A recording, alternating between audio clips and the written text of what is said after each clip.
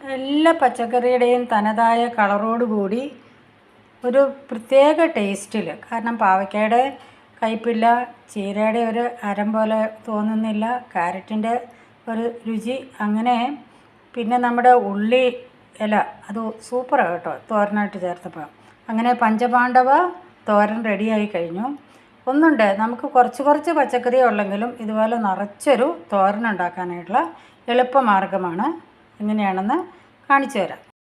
മന്ന വീഡിയോയിൽ നിന്ന് പഞ്ചപാണ്ഡവ തോരന് റെഡിയായി കഴിഞ്ഞു. ആരാണ് ഈ പഞ്ചപാണ്ഡവന്മാർ? പാവയ്ക്ക, സ്പ്രിംഗ് ഒണിയൻ, പച്ചച്ചീര, ക്യാരറ്റ്, വയലറ്റ് പയർ. അപാര രുചിയായിരിക്കും. എല്ലാം ഡിഫറെൻറ്റ് ടൈപ്പുള്ള പ്ലാന്റ്സിൻ്റെ പ്രോഡക്റ്റ് അല്ലേ. എല്ലാത്തിനും വ്യത്യസ്തമായ രുചിയും ഗുണവുമാണുള്ളത്. ഉള്ളിയുടെ ഇലയൊക്കെ അങ്ങ് നന്നായിട്ട് വലുതായി. ഇനി ഇതങ്ങ് മുറിച്ച് പാവയ്ക്കാത്തോരൻ ഉണ്ടാക്കാൻ തീരുമാനിച്ചു. പാവയ്ക്കാത്തോരൻ്റെ കൂടെ ക്യാരറ്റും സ്പ്രിംഗ് ഒണിയനും കൂടെ ഇടുമ്പോൾ പാവയ്ക്കാണെന്ന് പോലും അറിയാതെ നല്ല ടേസ്റ്റിൽ കഴിക്കാം. ഇത് ഏത് തോരൻ്റെ കൂടെ ഇട്ടാലും നല്ല ടേസ്റ്റായിരിക്കും. അതുകൊണ്ട് ഈ ഉള്ളി ഇങ്ങനെ കിളിപ്പിച്ച് വീട്ടിൽ തന്നെ ഉണ്ടാക്കാനായിട്ട് നമുക്ക് ശ്രമിക്കാം. എൻ്റെ വയലറ്റ് പയറെ ചെന്ന് നോക്കിയപ്പോഴുണ്ടല്ലോ, ഒരു വലിയ പയറുണ്ടായി കിടക്കണം. ഒരെണ്ണേ ഉള്ളൂ, മറ്റേതെല്ലാം ചെറുതാണ്. അപ്പോൾ വിചാരിച്ചു ഇവനെ വെറുതെ ഒറ്റയ്ക്ക് കറി വെക്കാൻ പറ്റത്തില്ലല്ലോ, അതുകൊണ്ട് ഇതിനെ കൂടെ കൂട്ടുതോരൻ്റെ കൂടെ അങ്ങ് ഇട്ടേക്കാം. മന്ന വീഡിയോയിലേക്ക് ഹൃദ്യമായ സ്വാഗതം. ഇന്ന് ഒരു പ്രത്യേക പ്രോഡക്റ്റാണ് മന്ന വീഡിയോയിൽ. പഞ്ചപാണ്ഡവ തോരൻ. ആരാണ് ഈ പഞ്ചപാണ്ഡവന്മാർ? പച്ചക്കറികളിൽ വ്യത്യസ്ത രുചിയും വ്യത്യസ്ത നിറവും ഉള്ള 5 പേരാണ് ഇതിൽ വന്നിരിക്കുന്നത്. ക്യാരറ്റ്, പാവയ്ക്ക, സ്പ്രിംഗ് ഒണിയൻ, പച്ചച്ചീര, വയലറ്റ് പയർ. ഇവർ 5 പേരും ചേർന്നാണ് ഇന്ന് തോരനാകാൻ പോകുന്നത്. ഇത് 5 പേരും അരിഞ്ഞ് റെഡിയായി ഇരിക്കുകയാണ്. ഇനി ഇതിലേക്ക് തേങ്ങ, പച്ചമുളക്, ജീരകം, മഞ്ഞൾ, ഉപ്പ്, ഒരു സ്വല്പം മല്ലിപ്പൊടി.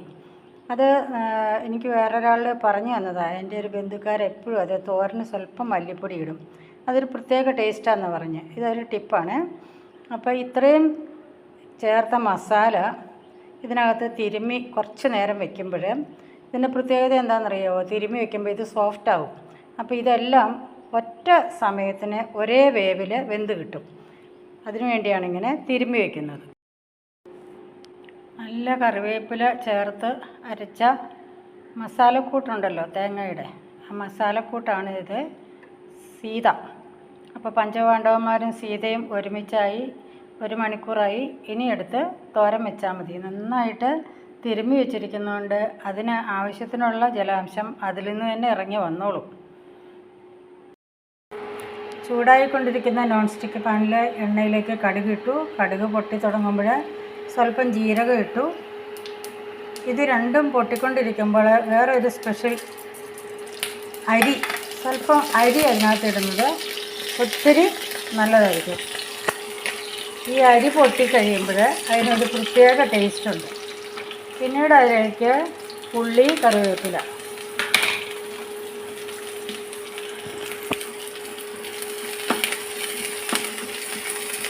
ഇതൊന്ന് ചെറുതായിട്ട് വഴന്നു. ഇനി നമ്മുടെ പാണ്ഡവന്മാരും സീതയും അതിനകത്തോട്ട്.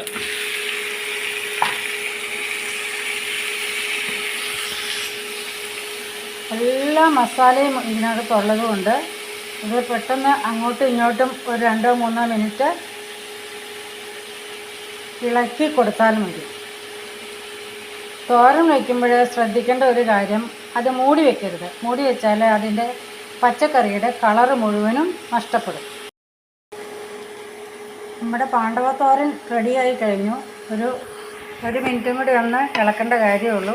എല്ലാം ഒരുപോലെ ഒരേ വേവിൽ വെന്ത് കിട്ടി. പഞ്ചപാണ്ഡവ തോരൻ റെഡിയായി കഴിഞ്ഞു. ഇൻഡക്ഷൻ കുക്കർ ഓഫ് ചെയ്തു. ഇനി ഒരു 10 മിനിറ്റ് നേരത്തേക്ക് ഇൻഡക്ഷൻ കുക്കറിങ്ങനെ മൂളിക്കൊണ്ടിരിക്കുമല്ലോ. ഒരു 12 മിനിറ്റ് നേരം ഈ മൂളിച്ചയുണ്ട്. അത് അതിൻ്റെ ഫാൻ ഓഫാകാൻ വേണ്ടിയാണ്. ഈ ഫാൻ ഓഫ് ചെയ്തിട്ട് മാത്രമേ നമ്മുടെ പ്ലഗ് ഇവിടെയാണ്, പ്ലഗ് ഓഫ് ചെയ്യാൻ പറ്റത്തുള്ളൂ. അപ്പോൾ ഫാൻ ഓഫ് ആകുന്നിടം വരെ തോരൻ അവിടെ ഇരിക്കട്ടെ.